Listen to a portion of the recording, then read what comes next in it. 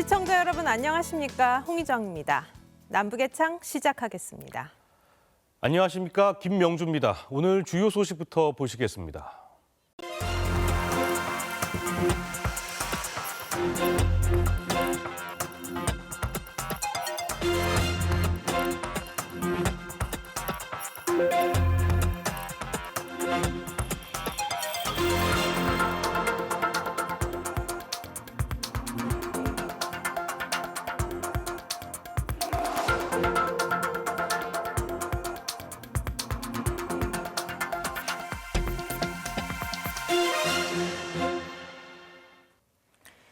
북한이 연평도를 향해 포격 도발을 한 지 10년이 됐습니다. 전사자 유가족들은 북측에 사과를 요구해달라고 정부에 촉구했고 서욱 국방장관은 강한 힘을 갖겠다고 강조했습니다.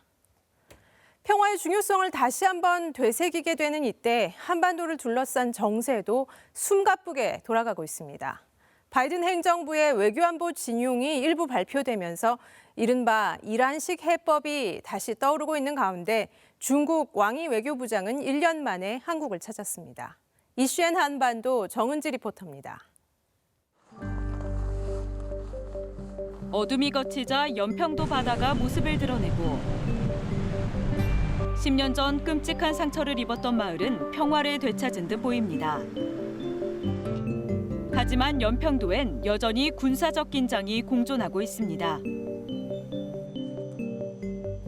마을 곳곳엔 포격 당시의 흔적이 고스란히 남아있고 해안 초소에선 삼엄한 철통 경계가 이어지고 있습니다.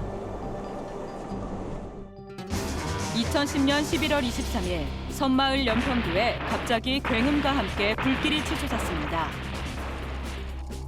북한이 연평도와 인근 해상에 포탄 170여 발을 기습적으로 퍼부었습니다. 우리 측 군인과 민간인 4명이 전사했고 60여 명의 부상자가 발생했습니다. 지금 곳곳에서 연기가 나오고 있으며 지금 너무 많은 연기 때문에 지금 맥한 냄새 때문에 숨을 쉴 수가 없습니다. 지금 상황은 전시 상황이며 지금 앞으로 지금 상황이 어떻게 전개될지 아무것도 모르는 상황입니다.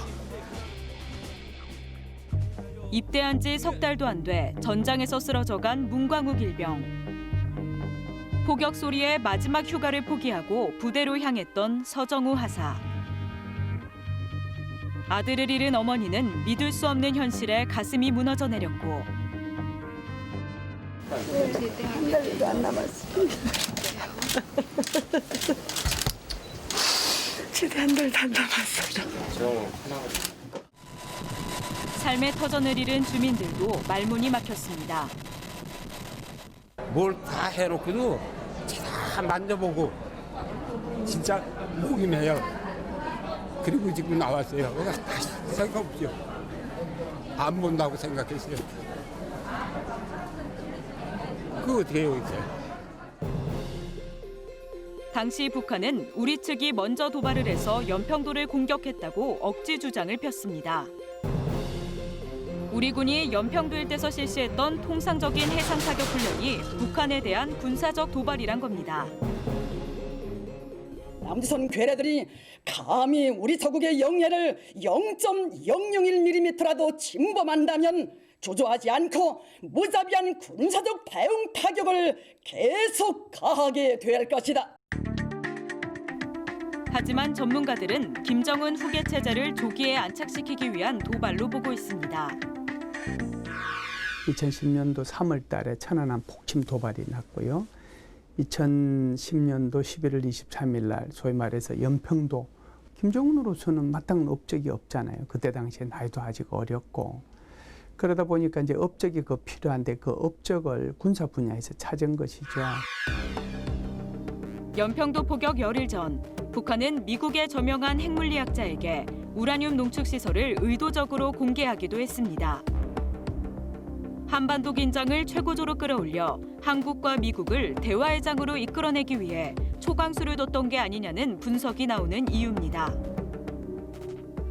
포격 발생 꼭 10년이 되던 날, 아들을 가슴에 묻은 어머니는 눈물로 호소했습니다.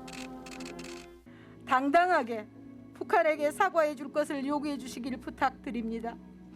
이것은 군 복무하다가 처참하게 세상을 떠난 두 해병의 영혼에 대해 국가가 해주셔야 될 최소한의 의무이며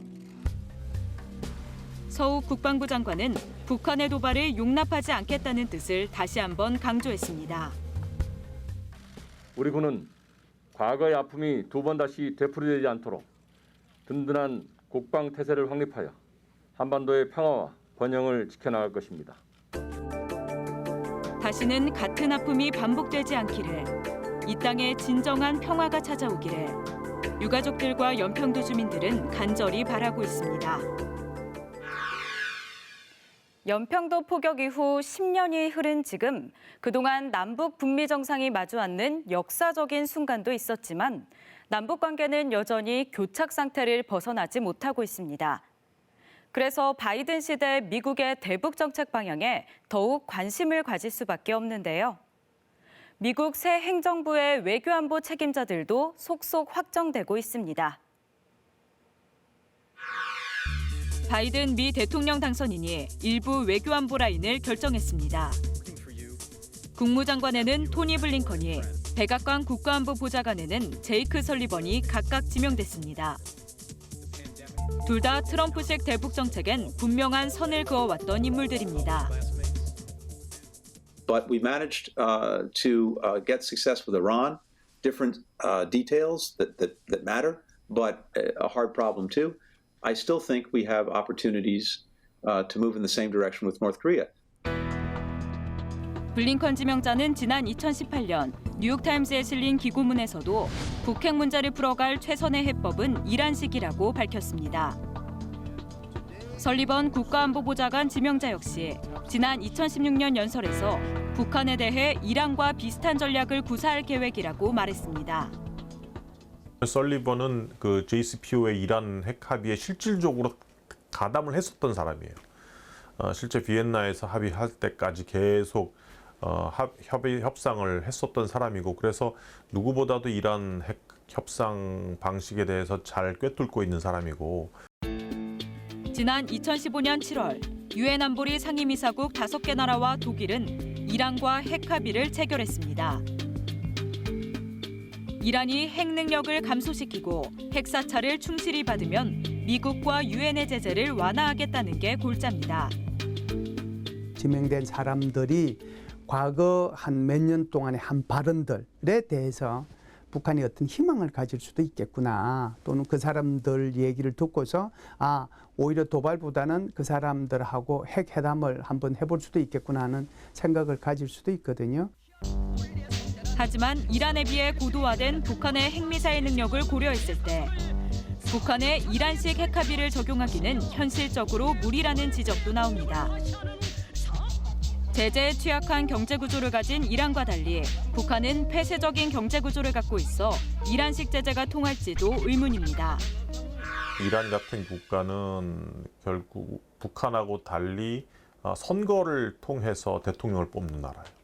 그래서 제재를 확 했더니 국민들이 경제가 힘들어, 우리 대통령 바꿔버리자, 그리고 다른 대통령을 뽑았단 말이에요. 그래서 이란 핵 합의로 갈 수 있었던 거예요, 새로운 대통령이. 근데 북한 같은 경우는 제재 해볼 테면 해봐라, 우린 자력갱생으로 버티겠다. 우리 정부로서는 두 지명자가 강력한 대북 제재와 국제 공조를 강조하고 있는 것도 부담입니다. They have added both nuclear devices and missiles since the Singapore and Hanoi summits. They're continuing to pile up their arsenal. 바이든 행정부의 대북 정책이 좀 더 구체화될 때까지 북한의 도발을 막고 차기 협상 전략을 가다듬는 게 우리 정부의 과제로 떠오르고 있습니다.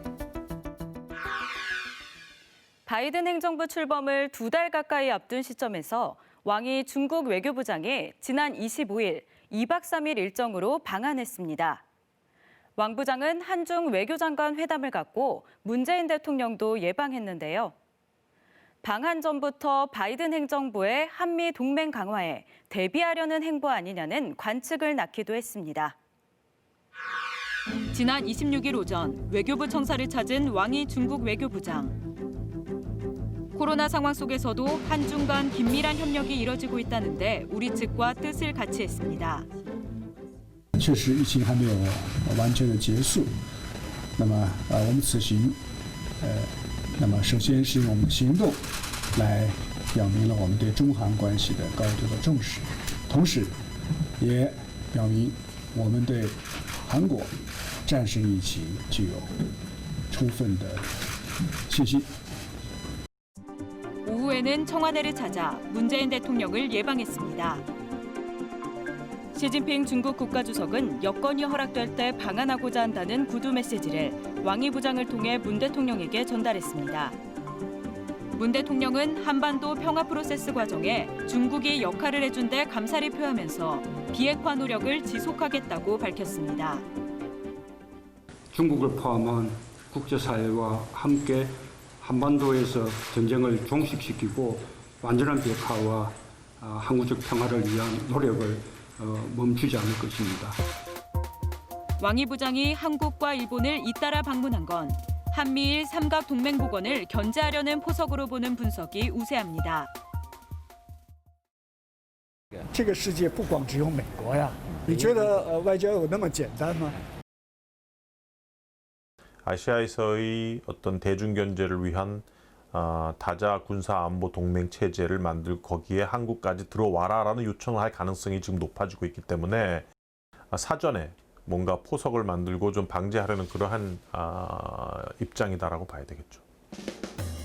이런 가운데 미 국무부는 왕이 부장의 방한 시점에 맞춰 6.25 전쟁은 북한의 남침으로 일어났다고 강조했습니다.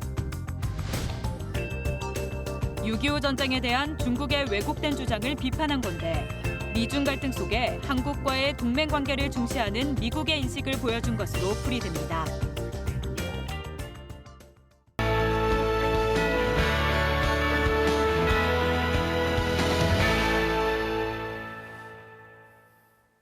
북한의 최근 소식을 알아보는 요즘 북한은입니다. 지난 9월 태풍 마이 사고로 함경도 지역이 큰 피해를 입었는데요. 김정은 위원장 지시로 수해 복구 작업에 파견됐던 당원들이 평양으로 복귀해서 성대한 환영을 받았습니다. 그 현장 함께 보시겠습니다.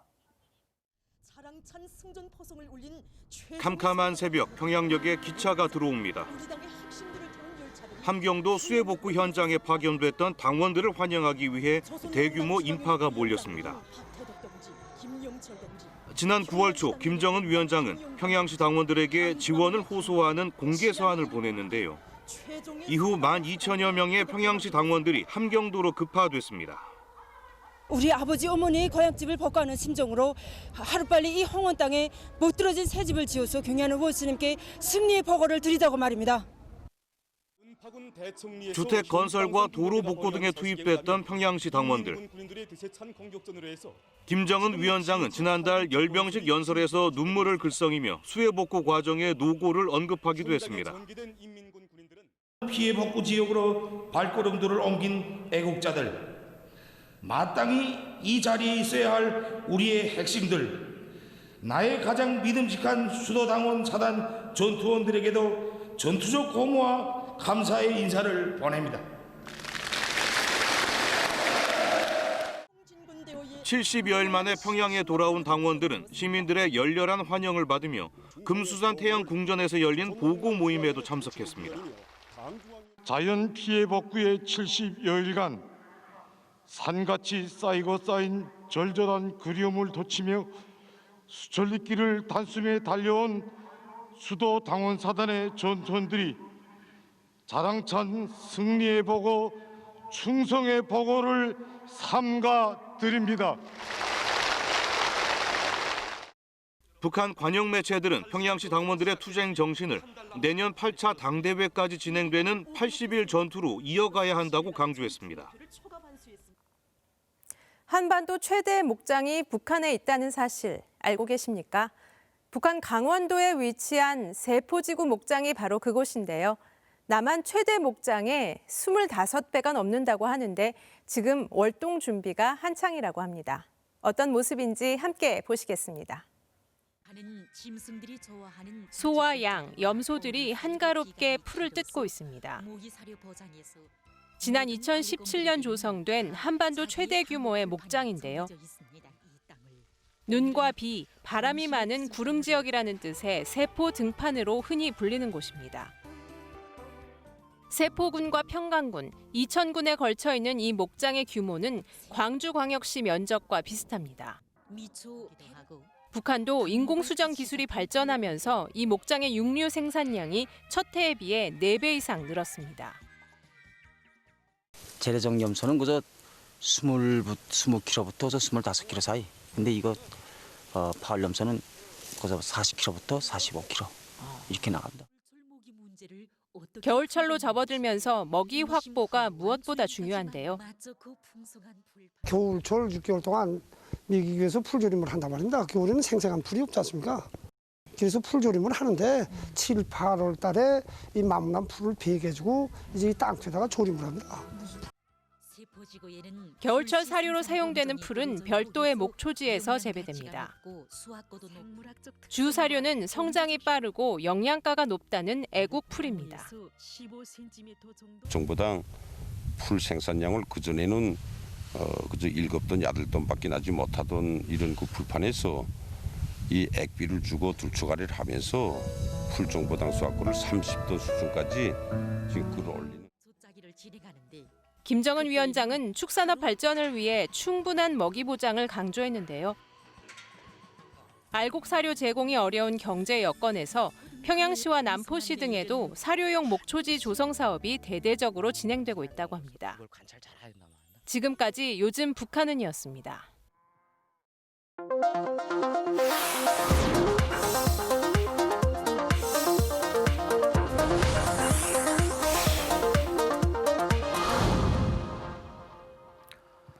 지난 2017년 2월 김정은 북한 국무위원장의 이복형 김정남이 피살된 이후 전 세계의 주목을 받았던 인물이 있습니다.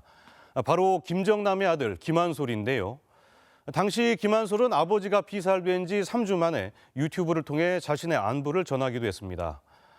그런데 3년여가 흐른 지금 미국 정보기관인 CIA가 김한솔을 데려갔다는 주장이 제기됐습니다. 다시 주목받는 김한솔의 행방을 클로즈업 북한에서 분석해봤습니다. 지난 2017년 2월 말레이시아 쿠알라룸푸르 종합병원에 전 세계의 이목이 집중됐다. 북한 김정은 국무위원장의 이복형 김정남의 피살 소식 때문이었다. 당시 마카오로 떠나기 위해 쿠알라룸푸르 국제공항을 찾은 김정남은 출국 수속을 밟던 순간 여성 2명에게 신경작용제 공격을 받았다. 급히 병원으로 이송됐지만 김정남은 끝내 사망하고 말았다. Hi, my name is Kim Han-sol from North Korea, part of the Kim family. 그리고 김정남 피살 20여일 뒤 김정남의 아들 김한솔이 유튜브 계정을 통해 모습을 드러냈다. 40초에 불과한 짧은 영상. 그러나 메시지는 강렬했다. My father has been killed a few days ago. I'm currently with my mother and my sister. 여권을 들어보이며 자신의 신분까지 확인시켰다. 당시 김정남 피살 배후로 북한이 지목되던 상황에서 김한솔의 이 영상은 상당한 파장을 가져왔다. 김한솔은 이후 종적을 감췄다. 잠잠해졌던 김한솔의 소재가 다시 전면에 부각된 것은 미국 주간지 뉴요커의 보도였다. 한국계 미국인 작가 수키김이 기고문을 통해 미국 정보기관 CIA가 김한솔을 데려갔다고 주장한 것이다. 수키김은 김한솔을 구출한 반북단체 자유조선 관계자들로부터 관련 정보를 입수했다며 구체적인 정황들을 제시했다. 그의 기고문에 따르면 김한솔은 김정남 피살 이튿날인 2월 14일 자유조선에 도피 요청을 했고 자유조선 활동가는 김한솔과 그의 가족의 네덜란드 망명을 돕기로 했다는 것이다. 자유조선 활동가와 김한솔이 만난 곳은 타이베이 국제공항. 그런데 갑자기 미국 CIA 요원이 공항에 나타나 김한솔과 그의 가족을 데리고 네덜란드로 출국했다는 것이다. 남북의청 제작진은 김한솔을 미국 CIA가 데려갔다는 주장과 관련해 수키김에게 구체적인 설명을 요청했지만 그녀는 인터뷰 요청을 거절했다. CIA 연루설과 함께 3년여 만에 다시 화제 인물로 떠오른 김한솔. 김정은 국무위원장의 이복 조카인 만큼 그의 과거 행적들도 다시 주목을 받고 있다. 김한솔이 언론 매체에 전격 보도되기 시작한 건 지난 2011년. 유럽 발칸반도에 자리한 보스니아 헤르체고비나의 국제학교에 입학하면서부터다. Yeah, I'm very happy. I love Mostar. Yeah, I like the food. The people are very nice here. 검은 뿔테 안경에 귀고리를 한 자유분방한 모습의 김한솔. 이듬해인 2012년엔 핀란드 방송사와의 단독 인터뷰로 세계적인 관심을 끌었다. Yeah, I was born in North Korea in 1995 in Pyongyang, the capital, and that's where I spent like the first few years before moving to Macau. 김한솔은 신분을 숨기고 살아야 했던 어린 시절과 고립된 생활에 대해 처음으로 입을 열었다. When I was growing up, it was very isolated. First of all, to keep a very low profile, and yeah, that's why I didn't really have much childhood friends from North Korea, and that's why all my friends are from outside, like such as Macau and. 김한솔은 스스럼 없이 이복 삼촌인 김정은 위원장을 독재자라 불렀다. I really never met them in real life, so I really don't know how he became a dictator. Because first of all, it was between him and my grandfather, and I haven't met both of them, so it's also a part of the curiosity. 다음 해인 2013년 파리 정치대학에 입학한 김한솔. 당시 KBS 취재진에게 기숙사 생활이 포착되기도 했다. Yeah, I have no comment, okay? But you shouldn't stay outside the door. Why did you come here? Why not? 여기서 뭘 공부하고 싶어요? 그러니까는. No, really, I can't tell you, like, really. 네? I'm sorry. Thank you for coming, but I can't tell you. 한국 언론의 뜨거운 관심에 시종일관 말을 아낀 김한솔. 그러나 친구들은 김한솔이 평범하고 진솔한 청년이라고 이야기했다. We talked about something like very typical things like here people love alcohol, and we talk about these kind of things, and also about the studies, the courses we're going to have here in Sciences Po. 이후 대학을 졸업한 뒤 프랑스를 떠난 김한솔은 김정남 피살 소식과 함께 4년 만에 스스로 모습을 드러냈던 것이다. 김한솔과 CIA 연루설이 제기되면서 함께 주목받는 단체가 있다. 바로 수키김이 제보를 받았다고 한 자유조선이다. And we're very grateful to Adrian for his help. 지난 2017년 김한솔은 유튜브 영상에서 천리마 민방위라는 이름의 반북단체 리더 에이드리언 홍창에게 고마움을 표현했다. 당시 천리마 민방위의 현재 명칭이 자유조선이다. 자유조선은 북한 체제 전복과 탈북자 지원을 목표로 활동하는 비밀 조직으로 지난 2019년 하노이 북미 회담을 앞두고 스페인 주재 북한 대사관에 침입하기도 했다. 수케김은 자유조선 리더로 알려진 에이드리언 홍창을 은신 중에 인터뷰를 진행했다고 기고문에서 밝혔다. 그의 행방은 확인되지 않고 있지만 김한솔에 대한 관심은 다시 뜨거워지고 있다. 아버지 김정남 피살 이후 김일성 일가로서 사실상 해외 망명 생활을 계속하고 있기 때문이다. 그동안 김한솔이 보여준 개방적인 모습, 북한에 대한 거침없는 발언들도 관심을 더하는 대목이다. Work to contribute to building world peace, and especially back home because that's a really important part of me that Koreans are really divided, and that we can, if we put a little effort, that step by step we can come to a conclusion and unite. 조국 북한으로 돌아가 세계 평화에 기여하고 싶어 했던 17 소년 김한솔. 지금 25 청년이 된 김한솔은 북한을 어떻게 바라보고 있을지 그의 행방에 국제사회의 시선이 모아지고 있다. 네, 앞서 보셨듯이 김한솔 행방에 대한 외신 보도가 나오면서 미국이 김한솔 도피 과정에 개입한 게 과연 사실인가 관심이 집중되고 있는데요. 그럼 여기서 국제탈북민연대 김주일 사무총장 모시고 좀 더 자세한 이야기 나눠보겠습니다. 총장님 안녕하십니까? 안녕하십니까? 총장님이 활동하고 계신 국제탈북민연대에서는 과거에도 김평일, 김정남과 접촉을 추진하셨던 것으로 알고 있는데요. 김한솔에 대해서는 어떻게 평가하고 계시나요? 네, 그렇습니다. 저희 국제탈북민연대는 2013년 10월 10일 런던에서 북한의 수령 독재에 저항하는 대한세력 출범을 목표로 해서 출발을 했는데요. 그 과정에 해외에서 북한 망명정부를 추진하는 사업을 중심적으로 했고요. 그 과정에서 김평일과 김정남을 망명정부 수반으로 내세우기 위한 어떤 일련의 일들을 진행하는 과정에 김일성 시대 때부터 놓고 보면 김정일, 김정남, 김한솔에 이르기까지 적통이라는 정체성을 가지고 있기 때문에 김한솔은 북한의 망명정부 수반으로서의 역할이 충분히 있다고 판단을 하고 있습니다. 총장님, 그러면 이제 미국 CIA가 지금 김한솔을 데리고 갔다 이런 외신 보도를 접하셨을 텐데, 네. 뭐 어느 정도 가능성이 있다고 보십니까?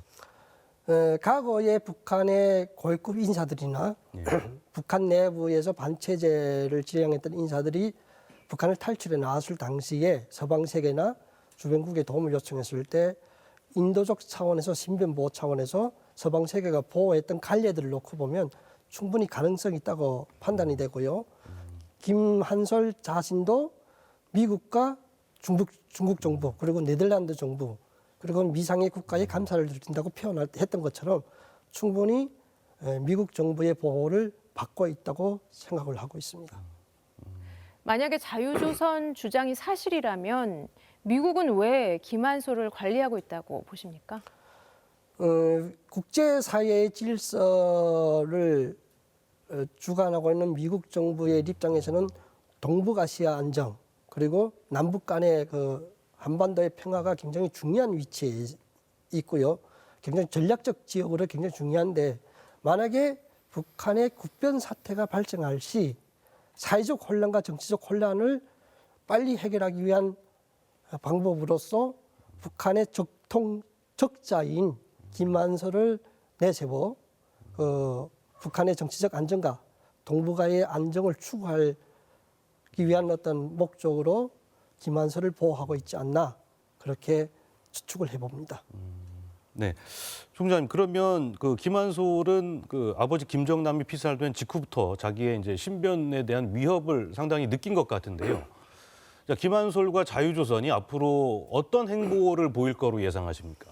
네, 그렇습니다. 김한솔의 입장에서는 2013년도 장성택 처형 이후에 2017년도 자기 아버지가 말레이시아 공항에서 피살된 이런 일련의 가족사를 겪으면서 굉장히 정신적으로 충격을 받았으리라고 예상을 하고 있고요.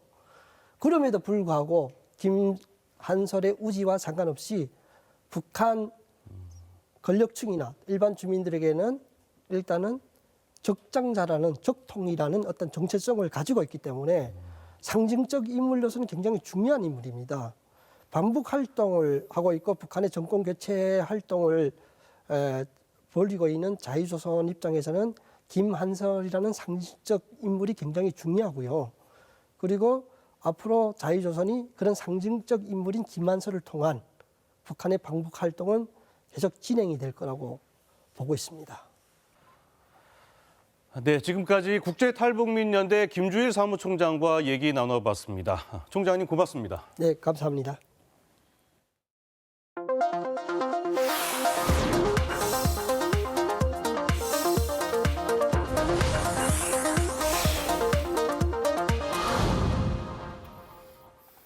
가족들과 떨어져 혼자서 탈북을 했던 10대 소녀가 12년이 흘러 어엿한 예술가로 성장했습니다.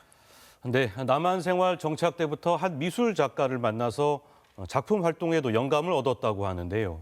이 두 작가가 특별한 전시회를 열었는데 작품 하나하나에 통일에 대한 깊은 고민이 담겼다고 합니다.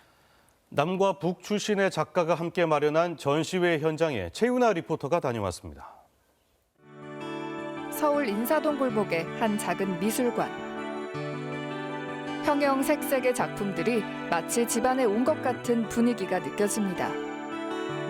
미술치료사인 신영미 작가가 기획부터 작업까지 탈북 작가 코이와 함께한 전시회. 다시 남양집입니다.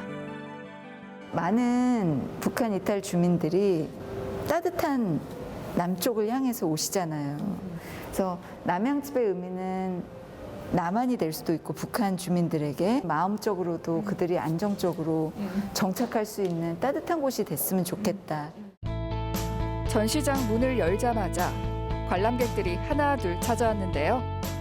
얼굴은 똑같은데 이게 사고가 전혀 다르잖아요. 왜냐하면 우리 젊은 애들이랑 또 나이 든 사람들의 사고도 너무 달라서 우리도 힘든데 아예 그 문화가 다른 곳에서 왔기 때문에 그들이 같지만 전혀 다른 이방인 같은 느낌이 많이 들었을 것 같아요. 북한을 떠난다라고 하는 것은 고향을 떠나는 것이고 가족을 떠나는 것이고 집을 떠나는 것이고 그 과정을 지금 이 신발을 제가 보면서 특히 신발 안에 써 있는 아이들 하나하나의 그 사연들을 제가 보면서 눈물 납니다. 코이 작가와 같은 처지의 탈북민 관람객은 옛 추억에 잠깁니다. 익숙한 운동화, 북한에서 많이 신는 운동화거든요. 아, 이게요? 예, 이 스타일이 살짝 과거가 담겨있는 그런 메시지들을 친구들 메시지를 적어요. 되게 재밌네요. 이번 전시회에서는 두 작가 이외에도 탈북민 등 시민 60명이 만든 작품을 함께 선보였는데요. 탈북민이 남한 사회에 정착해 적응해 나가는 삶을 색깔로 표현했습니다. 이전과는 좀 다른 생활 양식이나 아니면 다른 기회를 꿈꿀 수 있고 또 새로운 공간에서 경험하게 되는 새로운 인생이라든지 그럼 밑바탕이 되는 색이 아무래도 흰색이 아닐까. 탈북민의 남한 정착 과정을 그려낸 이번 전시회. 다시 남양집이라는 주제로 열렸는데요. 특히나 이번 전시회는 북한 출신 작가 그리고 남한 작가가 함께 이룬 작업이어서 더욱 의미 있다고 합니다. 두 작가는 이번 전시회 어떤 마음으로 준비했을까요? 신영미 작가는 16년 전부터 탈북민들을 상대로 미술 심리 치료를 진행해 왔습니다. 한 탈북 소년의 그림을 마주하면서 탈북민과 본격적인 인연을 쌓게 됐다는데요. 제목은 외로운 소나무였어요. 들판에 혼자 서 있는 외로운 소나무가 자기인 것 같다라는 걸로 이제 얘기를 했었는데 그때는 제가 사실 처음 북한 이탈 주민을 만났을 때예요. 북한 이탈 주민인 이런 걸 다 떠나서 어린 청소년이 감당하는 어떤 그런 마음이 어떤 걸까. 가장 가까이에서 탈북민들의 치열한 삶을 지켜본 신작가. 관찰자이자 조력자로서 느낀 그동안의 감정들을 이번 전시회에 담아냈습니다. 1, 2, 3, 4, 5, 6, 7 이렇게 숫자를 세잖아요. 이 숫자는 그 아이가 계속 누군가를 기다리면서 기다림의 어떤 숫자의 의미이고 그 미래가 언제일지 모르지만 이 아이의 어떤 뒷모습이나 미래는 되게 반짝반짝 빛날 거라는 의미의 작업이에요. 탈북민들이 편견 없는 남한 사회에서 함께 어울려 살아갈 수 있기를 꿈꾸고 있습니다. 누구네 집에 놀러를 가면 사실 그 집이 내 집 같지는 않잖아요. 아무리 잘해줘도 이렇게 화려하고 좋냐를 떠나서 사실 가장 중요한 거는 그 우리들 맞이하는 그 집 주인의 마음인 것 같아요. 따뜻함. 신영미 작가에게 이번 전시회를 제안한 건 탈북민 작가 코이였습니다. 북한이라는 작은 어항에서 나와서 남한이라는 큰 강물에 방류되면서 저의 꿈과 끼가 더 크게 성장할 수 있는 그런 사람이 되고자 작가명을 코이라고 정했습니다. 북한에서 왔다는 이야기를 주변에 터놓고 할 수 없었는데요. 어려운 여건에서도 대학에서 패션 디자인을 전공하며 자신의 재능을 발굴했습니다. 사람들은 이렇게 그 사람의 본연의 모습을 보기 전에 내가 새터민이야라고 오픈을 하게 되면 본인들이 가지고 있는 편견으로 저를 바라보고 그렇게 편견이 씌어진 상태에서 사람을 대하다 보면 본의 아니게 거리감이 생기고 그래서 대학 시절 만난 신영미 작가와는 가족처럼 선생님처럼 인연을 이어오고 있습니다. 제가 신 선생님께서 북한 친구들한테 관심을 많으신 걸 보고 너무 감동을 받았고 이렇게 북한을 품으시는 분이랑 친해져야 되겠다 싶어서 제가 선생님한테 정말 멘토처럼 두 작가는 서로 살아온 환경이 다른 만큼 이번 작업을 하면서 생각과 가치관의 차이도 많이 느꼈는데요. 그래서 소통과 배려, 인내가 더욱 필요했다고 합니다. 저희가 색깔을 고르고 그다음에 뭐 나무로 할까 아니면 재질을 뭘로 할까. 그래서 그런 어떤 과정 자체가 우선 저희 둘이 통합의 어떤 프로젝트였던 것 같아요. 어떻게 진행하면 좋을지 항상 논의를 하고 상의를 하고 결정을 하고 정말 사소한 것까지 그래서 선생님과 제가 같이 풀어나가야 될 문제가 정말 어떻게 보면 한반도 통일에 있어서 큰 하나의 목적을 이루기 위한 과정이었다라고 보거든요. 그런 의미에서 모든 발걸음이 그들의 남양집으로 무사히 도착하길. 작가들이 바라는 통일은 이 작은 전시회에서 이미 시작됐습니다. 오늘 남북의 창은 여기까지입니다. 저희는 다음 시간에 다시 찾아뵙겠습니다. 오늘 마지막 영상은 북한 천연기념물로 지정돼 있는 해칠보 무지개 바위입니다. 시청해 주셔서 감사합니다.